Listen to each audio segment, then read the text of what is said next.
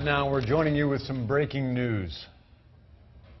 Some of the survivors of the Boston Marathon bombing and police officers who responded are speaking now after Dzhokhar Tsarnaev was given the death sentence.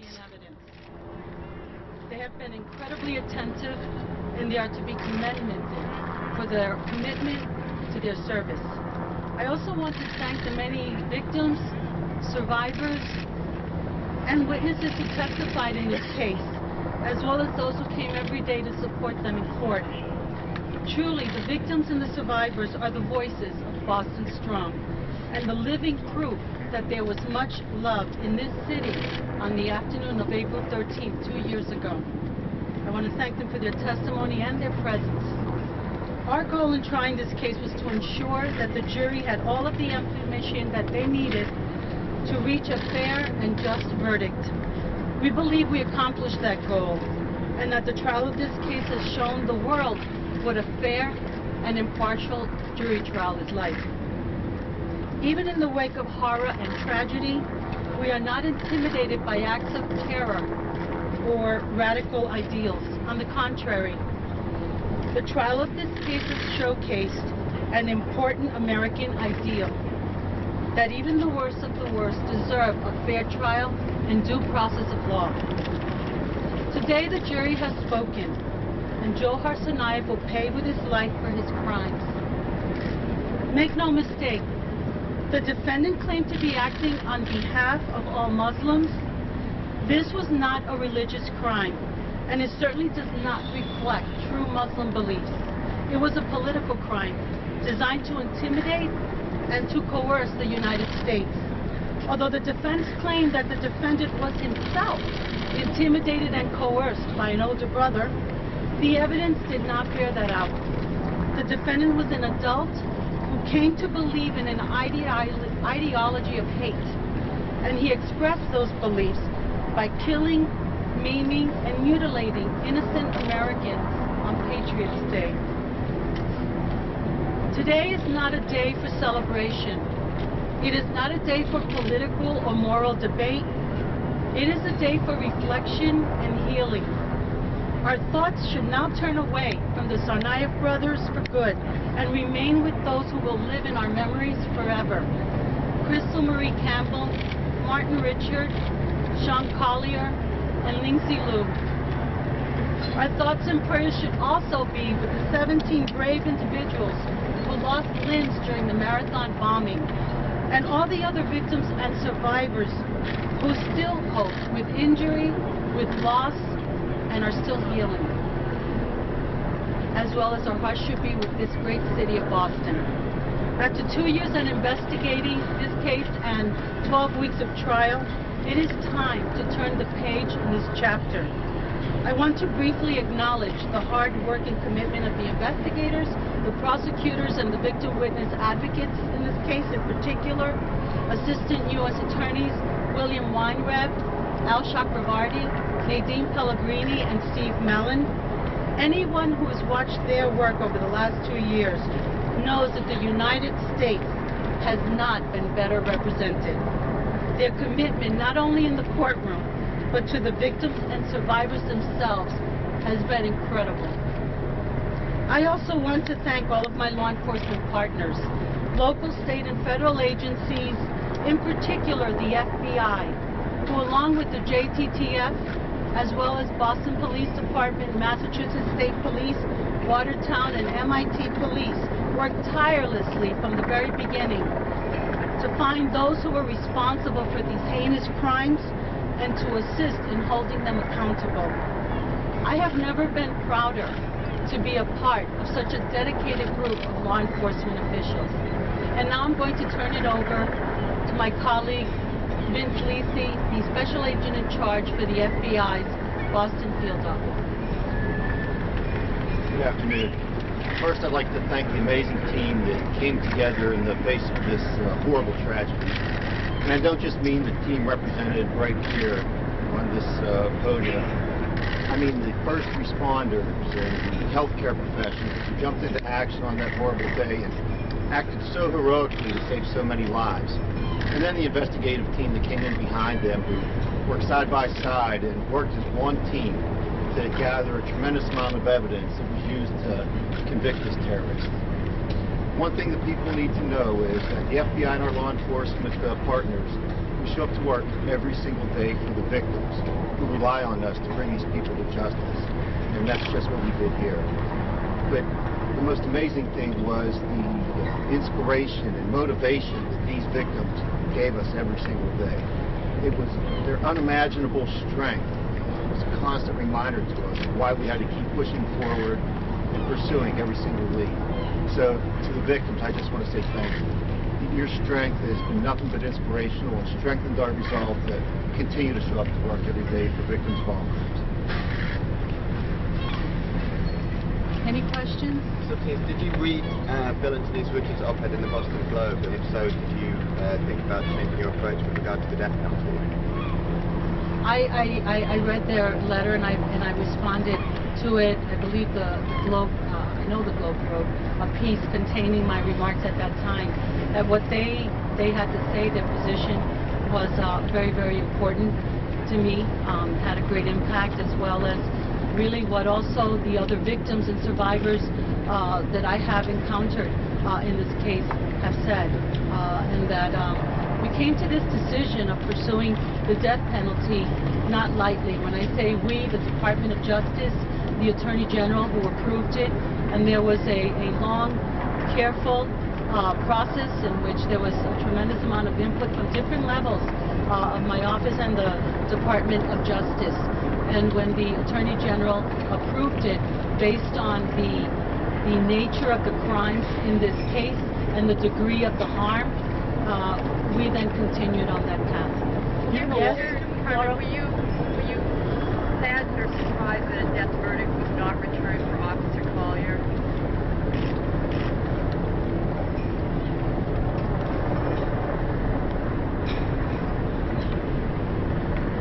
I would say that I don't want to comment on my personal feelings.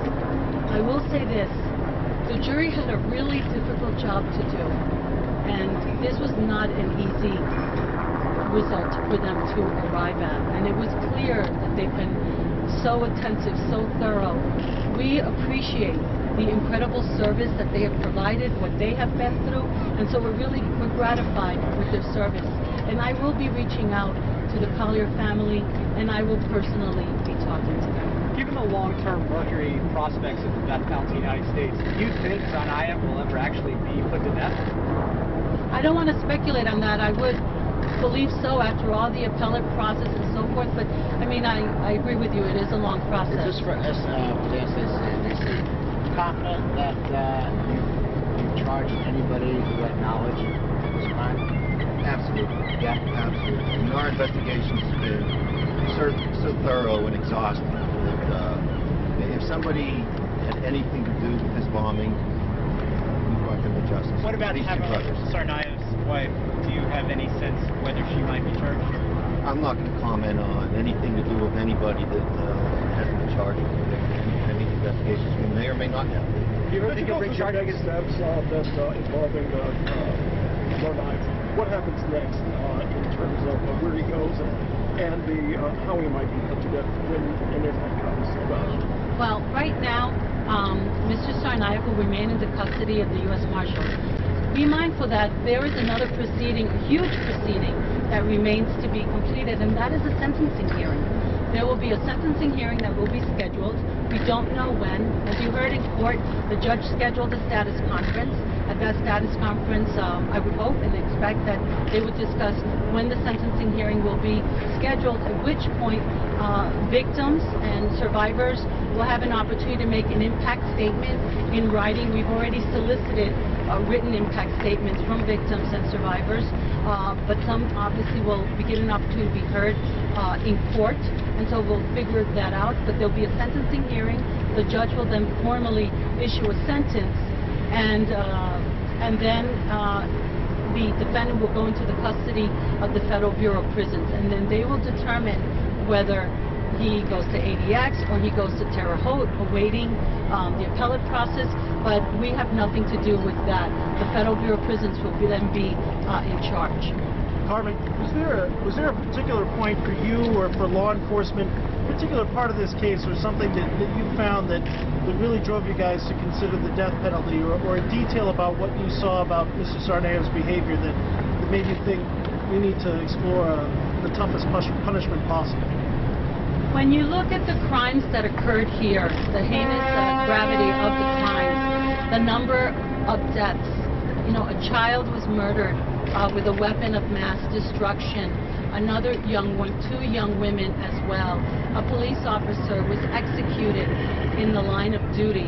And so when you look at the gravity of the harm, and in particular as well, the many victims who became amputees, and many others who were suffering with other forms of injuries.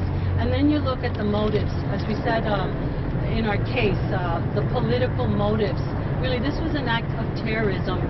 Then that process began, and the Department of Justice approved a path that provided for the severest of punishments, a severe punishment for a severe crime. The Carmen, are you attorney?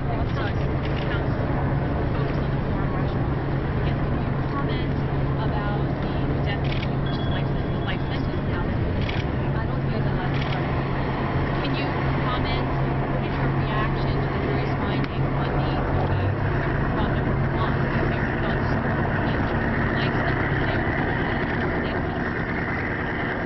I'm not at this juncture. I'm not going to comment on what you're asking me. Is really to go into the jury's deliberations. Obviously, they've taken their time. They were deliberate in how they made their findings. Only to say that, as we said, we are gratified with the jury's verdict, and we very much respect how they concluded it.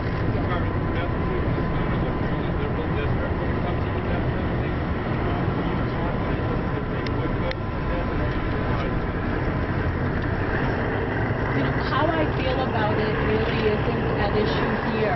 I think that you make a very good point in terms of the type of state that this is, but you have to realize that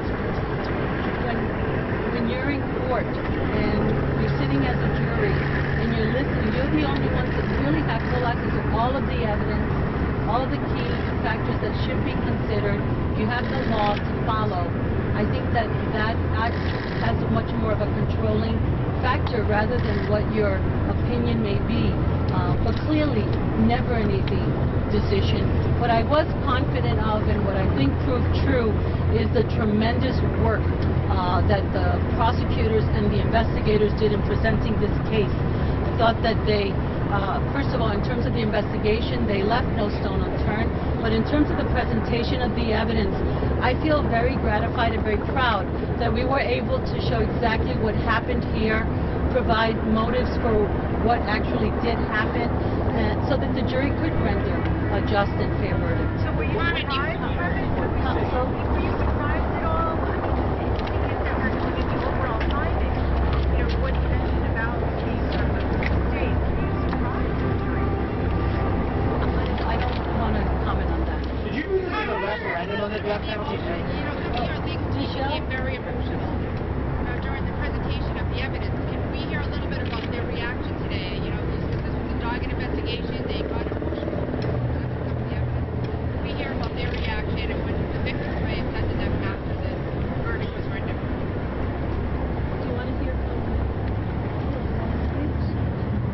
well, we're not going to talk about, we have had private conversations with victims. We've met with them throughout the process. At the very beginning of the trial, I had meeting sessions with them, with the trial team, myself directly. I've personally met with many victims and families. And those conversations are private. What we've tried to do is to show support and really try to prepare them for this incredible process. They were there at some point, even members of the prosecution team were emotional. This has been an emotionally charged case. What are their reactions? Their prosecutors. Bill, why don't you take a step? Well, on behalf of the prosecution team, I think I can say that we feel very privileged to have represented the United States in this case.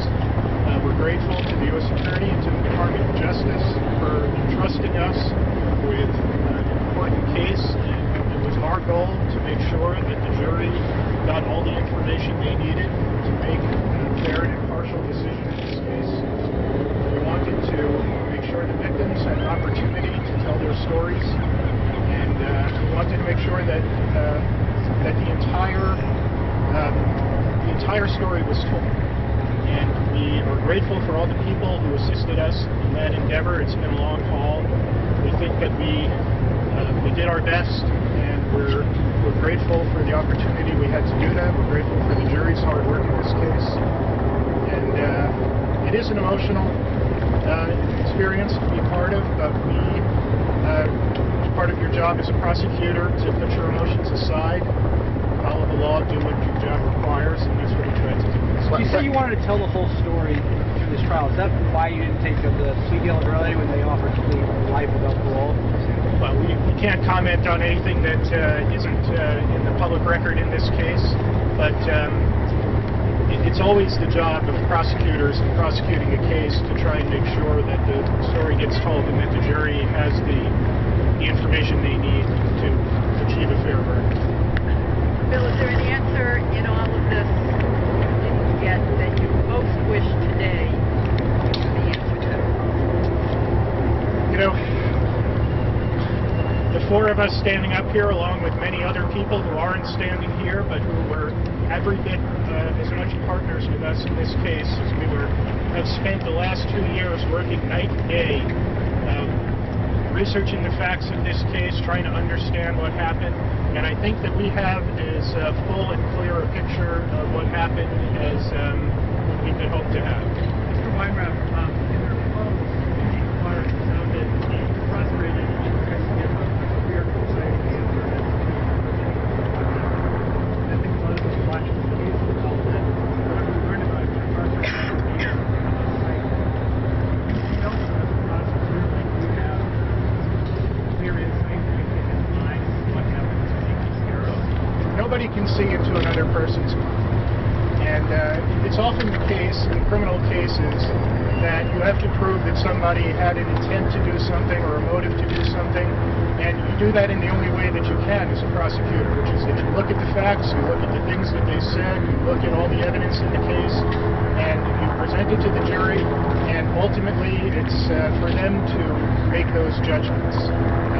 I'm not a mind reader, but you know, our job was to try and recognize the facts and the evidence that would help the jury make that decision for themselves, and that's what we tried to do. Okay, last question. Last question. Bill, as you prepare for this trial, a little bit no report throughout this entire trial, including today. What, if anything, is that telling you about it? I'm not going to comment on Mr. Tsarnaev or anything that he did or said or anything like that. That wouldn't be appropriate for me.